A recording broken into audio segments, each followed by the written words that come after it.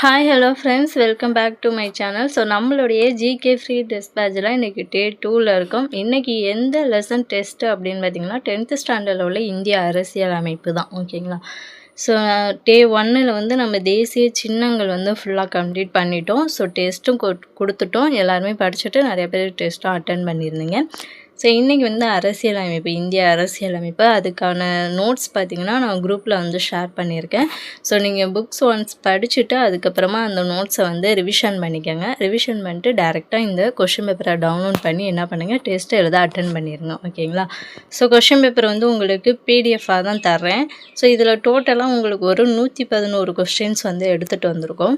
So எல்லாமே வந்து most important questions தான். ஓகேங்களா?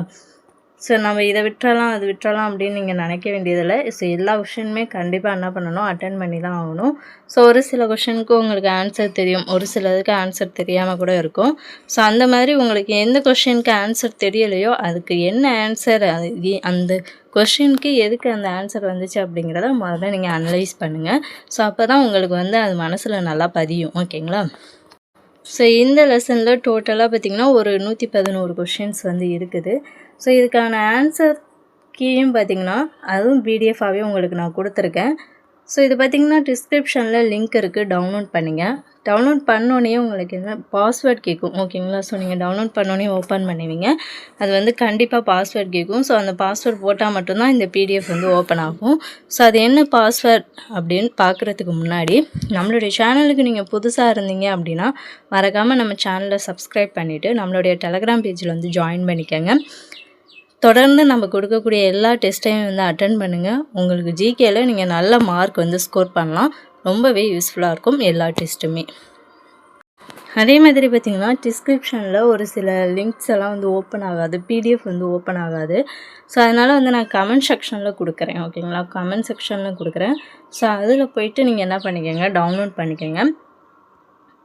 ஸோ எனக்கு கொஞ்சம் இந்த யூடியூப் சைடெலாம் கொஞ்சம் ப்ராப்ளமாக இருக்கிறதுனால ஸோ டிஸ்கிரிப்ஷனில் கொடுக்கக்கூடிய எந்த லிங்க்குமே வந்து ஓப்பன் ஆக மாட்டேங்குது.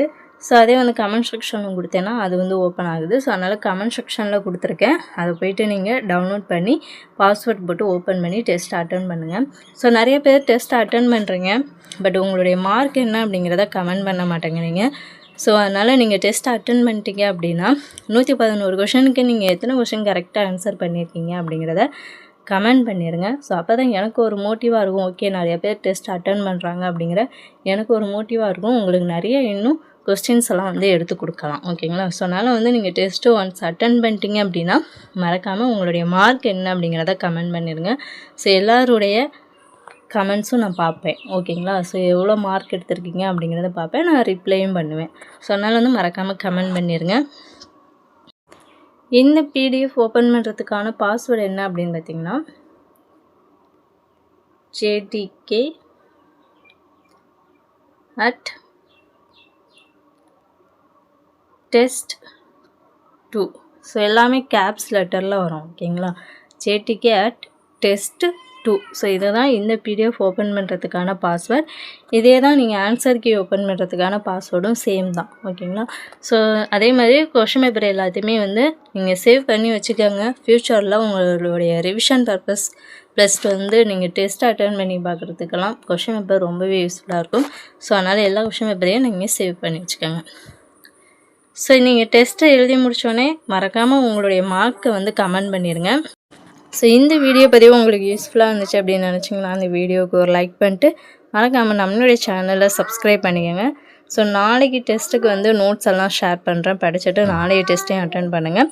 நெக்ஸ்ட் வீடியோவில் பார்க்கலாம். Thank you to all.